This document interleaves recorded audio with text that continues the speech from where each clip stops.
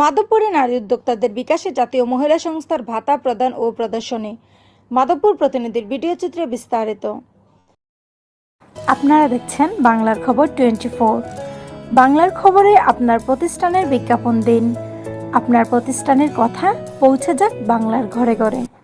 মহিলা ও শিশু বিষয়ক মন্ত্রণালয়ের আওতাধীন তৃণমূল পর্যায়ে অর্থনৈতিক ক্ষমতায়নে নারী উদ্যোক্তাদের বিকাশ সাধন প্রকল্পের আওতায় হবিগঞ্জের মাধবপুরে জাতীয় মহিলা সংস্থার উদ্যোগে ভাতা প্রদান ও ব্যবহারিক প্রদর্শনী অনুষ্ঠিত হয়েছে। বুধবার সকালে উপজেলা পরিষদ হলরুমে অনুষ্ঠিত এ অনুষ্ঠানে সভাপতিত্ব করেন জাতীয় মহিলা সংস্থার ট্রেনিং অফিসার খন্দকার খালেদ মোশাররফ।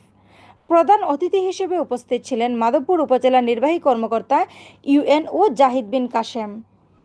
অনুষ্ঠানে বিশেষ অতিথি হিসেবে বক্তব্য রাখেন বিআরডিবি কর্মকর্তা ফয়সল চৌধুরী, উপজেলা মহিলা বিষয়ক কর্মকর্তা পেয়ারা বেগম, পৌর বিএনপি সভাপতি গুলাব খান, সাবেক কমিশনার বাবুল হোসেন খান, মাধবপুর প্রেস ক্লাবের যুগ্ম সম্পাদক আলমগীর কবির ও ছাত্র সমন্বয়ক মাসুম মিয়া প্রমুখ। ওয়ালটন আবারও মিলিনিয়ার অফারে ওয়ালটন ফ্রিজ কিনে আপনিও হয়ে যেতে পারেন মিলিয়নিয়ার। মিলিনিয়ার ছড়াছড়ি দেশ জুড়ে, এটা শুধু ওয়ালটেনই পারে। অনুষ্ঠানে নারী উদ্যোক্তাদের আত্মকর্মসংস্থানে উদ্বুদ্ধ করতে প্রশিক্ষণ কার্যক্রমের পাশাপাশি ভাতা বিতরণ করা হয়।